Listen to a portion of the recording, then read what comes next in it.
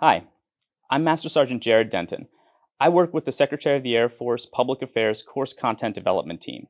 Prior to that, I was at Minot Air Force Base working on their Command Information section, which meant I ran the photos, videos, print stories, and social media networks of the installation.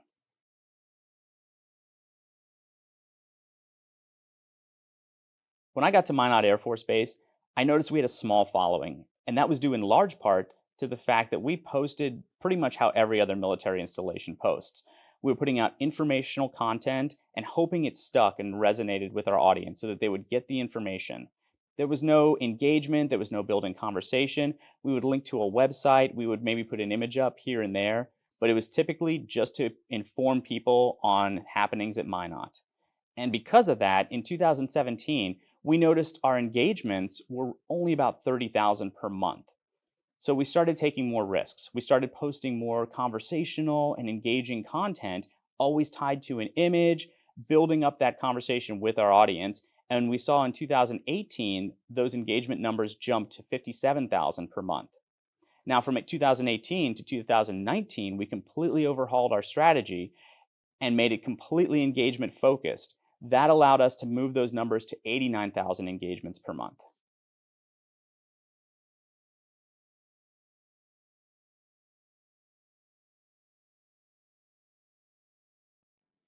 As a result of the risks we started taking, we noticed that our following started to grow. More people were coming to Minot Air Force Base's social media network to see what we were talking about, to engage in a conversation. That was going really well, and it allowed us to expand out and actually engage with other Air Force accounts out there. And that brought in a whole different world of conversation and narrative building until we had kind of a minor setback. And I don't want to go into the details of that, but if you Google Minot Air Force Base and Santa Claus, you'll get the picture of what happened. That said, it pulled us off of social media for a while and allowed us to actually rethink our strategy, to question why we were doing what we were doing, and to come up with an entirely new direction for how we wanted to communicate our commander's intent and priorities.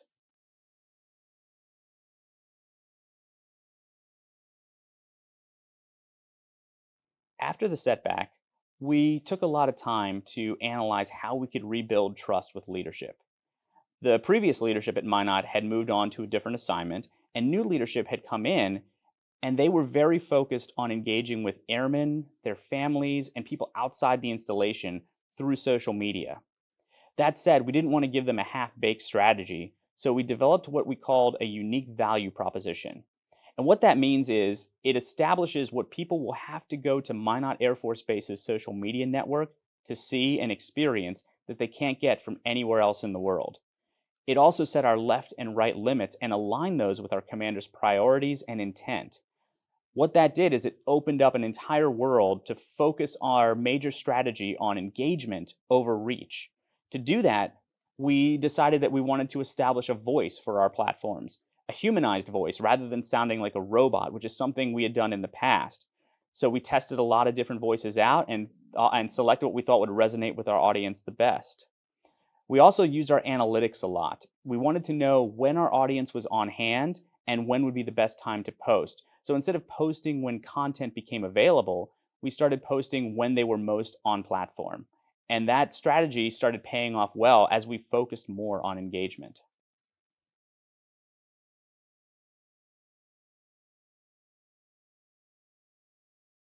Initially, when we were testing the voice and developing a persona for Minot Air Force Base social media, we looked at making the pages sound like Sam Elliott from Tombstone. Very stoic, very gravelly, and very serious. We felt his voice would be best to communicate the intensity of Minot Air Force Base's mission as the most powerful base in the DoD. When we tested that out, we put it out to our audience. They didn't like it. They did not want to hear from Sam Elliott. They didn't trust him, and they weren't resonating with his persona. So we had to pull back and rethink our entire voice.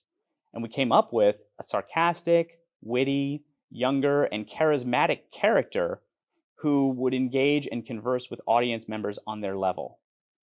And it worked so well that audience members started coming to us and asking, who's running this page? Who is behind this?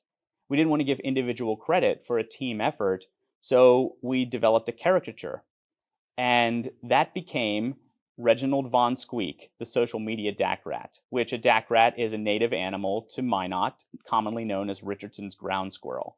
And that became an inside joke with our audience that they could resonate with and enjoy and feel like they were part of a conversation that not a lot of people understood.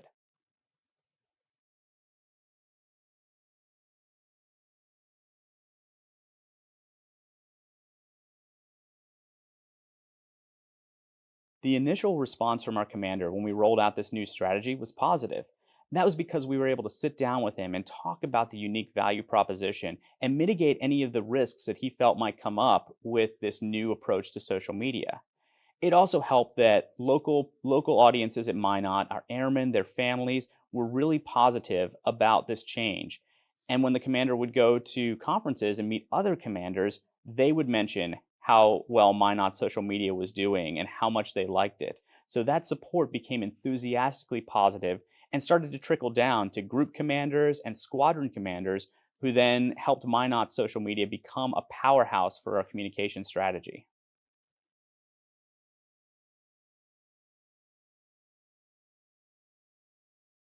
We actually noticed a change in our audience when we rolled out this new strategy. Initially, we thought our core audience was going to be retirees who previously had engaged on the platforms. When we shifted our strategy and started being a lot more conversational and focused on engagement, we unlocked a new audience of about 25 to 34-year-old airmen, their families, and people around the installation. They were ready and willing to join that conversation, engage with our content, and amplify our wing commander's priorities because we were coming to them as a person in a conversational way.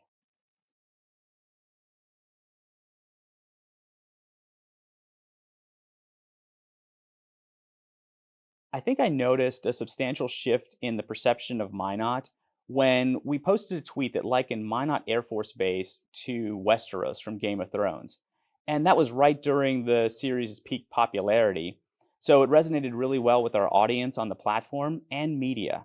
We were actually contacted by a local media outlet that we had had trouble with engaging on stories previously. So they contacted us and wanted to do a story on Minot Air Force Base's social media. We were initially hesitant because we didn't want to get into the business of self promotion, but we decided to take a chance. And the result of that was this media outlet became a strong partner in covering base activities and our commander's priorities from then on out.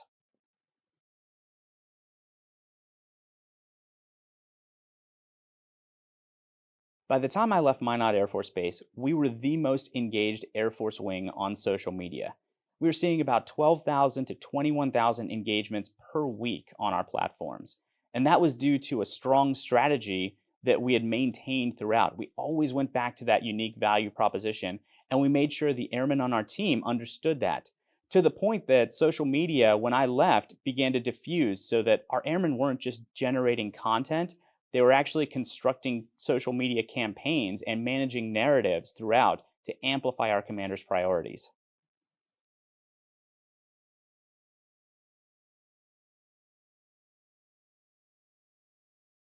If I could offer one piece of advice to someone building a social media strategy or managing a social media network, it would be, don't plan for or expect setbacks, stumbles, or failures.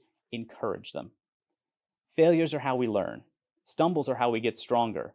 And since social media is an ever evolving platform, learning from the mistakes we make is absolutely essential to building a muscle memory with your team that's going to be required when leveraging creative content on those platforms. You have to understand, everybody makes mistakes. It's natural. It's just that when public affairs does it, it's public. So the impact can seem larger because the audience is out there and bigger. Don't let that set you back. Don't let that discourage you. Learn from it. Adapt those mistakes into a stronger strategy and mentor your teams. Encourage them to keep pushing boundaries, to keep taking risks. Don't let fear determine your communication strategy.